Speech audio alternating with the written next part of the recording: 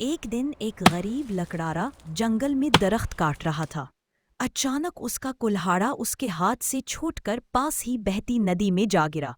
लकड़ारा बहुत परेशान हुआ। वो नदी के किनारे बैठकर रोने लगा। तभी नदी की परी के हाथ में एक सुनहरी कुल्हाड़ा लेकर बाहर आई और बोली, क्या ये तुम्हारा कुल्हाड़ा है? लकड़ारा बोला, नहीं, ये मेरा नहीं, मेरा कुल्हाड़ा लोहे का था। परी मुस्कुराई और फिर एक चांदी का कुल्हाड़ा लेकर आई। क्या ये तुम्हारा है? लकड़ारा बोला, नहीं, ये भी मेरा नहीं। परी आखिरकार लकड़ारे का लोहे का कुल्हाड़ा लेकर आई। लकड़ारा खुश होकर बोला, जी हाँ, यही मेरा कुल्हाड़ा है। परी उसकी सच्चाई से खुश हुई और उसे तीनों कुल्हाड़े, सुनहरी, चांदी और लोहे का, तोहफे में दे दिए।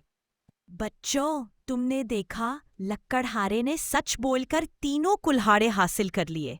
हमें हमेशा ईमानदार रहना चाहिए, चाहे फायदा कम ही क्यों न हो। याद रखो, सच्चाई का इनाम हमेशा सबसे बड़ा होता है।